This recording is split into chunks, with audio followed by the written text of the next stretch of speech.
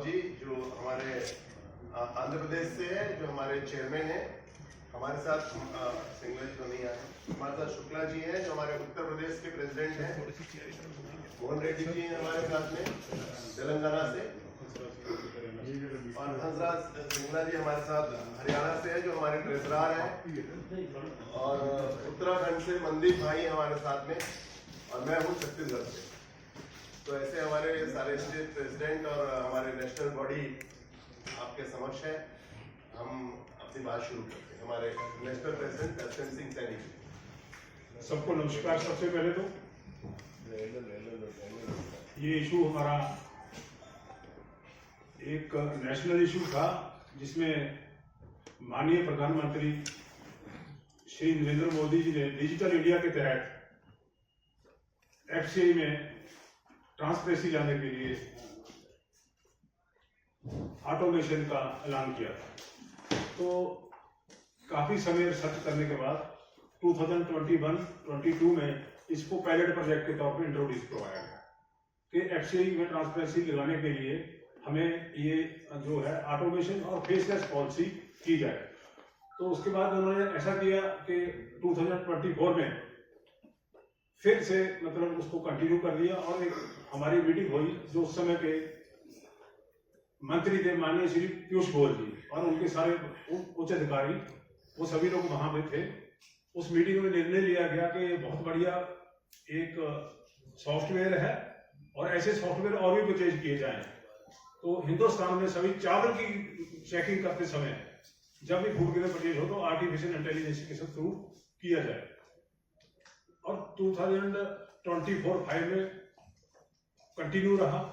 तो अब कुछ ना कुछ ऐसा हो रहा है कि जिन लोगों के अगेंस्ट ये था, जैसे एफसी का फील्ड स्टाफ में प्रॉब्लम आती थी, ऐसे कुछ लोगों को क्राइम करके उसको खत्म करना चाहते थे। तो पर उस समय मंत्री जी ने बोला था अभी इसको आगे बढ़ाएंगे। आगे बढ़ाने की वजह से इसको मतलब अब नई इम्प्रूव्ड राइस पहले 25% ब्रोकन होता था, अब 10% वाला ब्रोकन है। तो वो कहते हैं इसको मशीन से नहीं देखा जाएगा, मैनुअल देखा जाएगा। ये जो हमें शंका है, लगता है जो हमारा गवर्नमेंट ऑफ इंडिया का डिजिटल इंडिया का जो प्रोग्राम है उसको इसमें सबसे ज्यादा जरूरत है, इसको डिस्कस किया जा रहा है।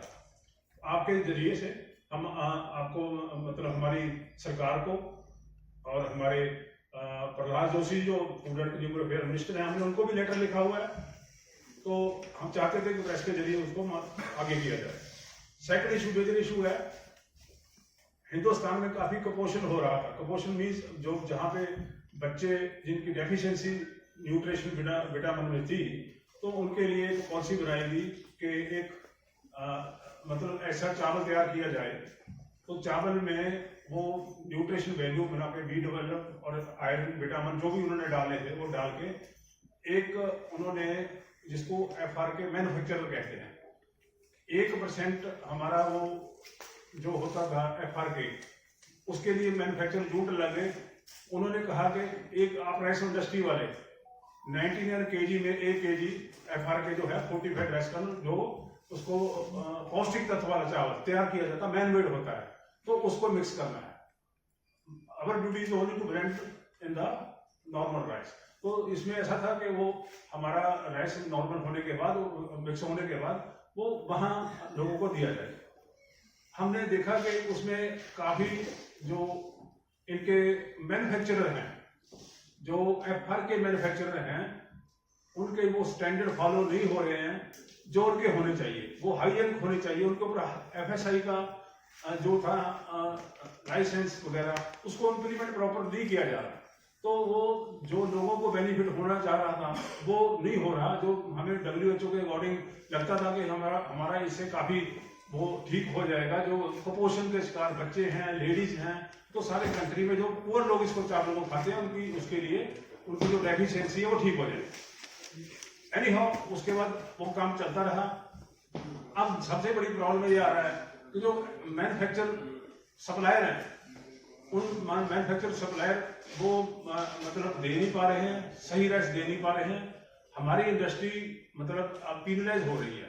पिछले 2 महीने से वो राइस प्रॉपर बन नहीं रहा, ब्लैक मेलिंग इंडस्ट्री की जा रही है।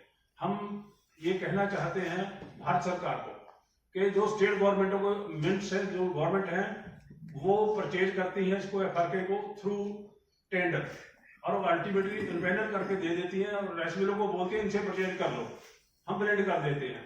हमें पूरा खदशा है कि वहां पे कोई एफएसए के नॉर्म जो मैन्युफैक्चरर हैं एफआरके राइस बनाते हैं, एफआरके बनाते हैं, कोई